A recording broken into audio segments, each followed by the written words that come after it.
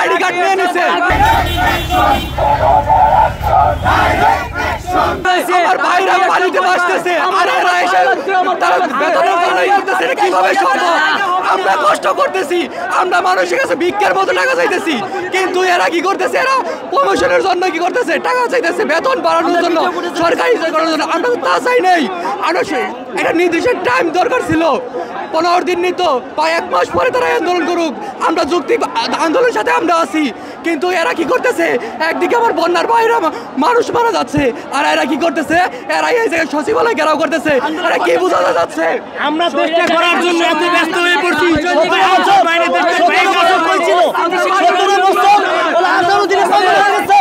এই বন্যার কর্তৃপক্ষকে আমরা টাকার কালেকশন গিয়া বন্যার তো মানুষের পিছনে দাঁড়াচ্ছি, আপনারা এখন রাস্তা দখল করে মানুষের ভোগান্তি বাড়াচ্ছে। এরকম আনসার আমরা চাই না, আমরা দেশের চোখ চাই না, দেশ বিরোধী কাজ চাই না। এই বাংলাদেশের আনসার বংশ থেকে বিতাড়িত হওয়ার পর থেকে এই দেশের বিরুদ্ধে যুদ্ধ ঘোষণা করেছে তার প্রতিবেশী দেশ। এই শেখ হাসিনার জামাই বাবু যেভাবে এই শেখ হাসিনা দেশে থেকে এই দেশের মানুষকে, তাদের প্রত্যেকটি প্রতিষ্ঠানকে, গণতন্ত্রকে হত্যা করেছে, আজকে রয়্যাল এজেন্টের মাধ্যমে এই বাংলাদেশে এই তথাকথিত আনসারদের মাধ্যমে এই গুরুত্বপূর্ণ স্থাপনা সচিবালয় সারাদিন বন্ধ রেখে এবং এই গুরুত্বপূর্ণ রাজপথ বন্ধ রেখে এই ছাত্র জনতার সরকারকে তারা হটিয়ে আবার নৈরাজ্য তৈরি করতে চায় এই দেশে। আমি তাদেরকে ধিক্কার জানাই। বন্যা কবলিত সীমা তারা কিভাবে পারে?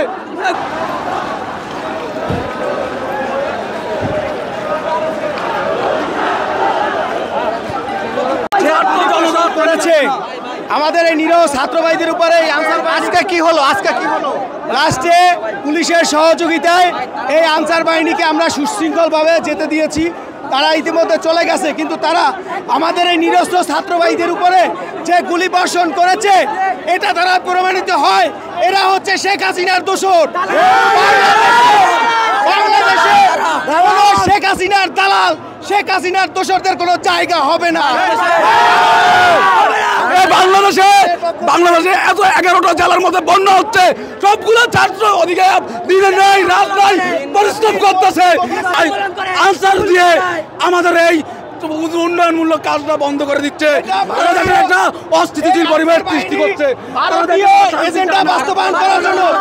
দেখেন, একদিকে তারা পানি ছেড়ে দিয়ে আমাদেরকে তলিয়ে দিয়েছে, অন্যদিকে এই ভারতীয় দালালেরা উস্কানি দিয়ে এই আনসার বাহিনীর মধ্যে রয়ের এজেন্ট আছে। আমরা মনে করি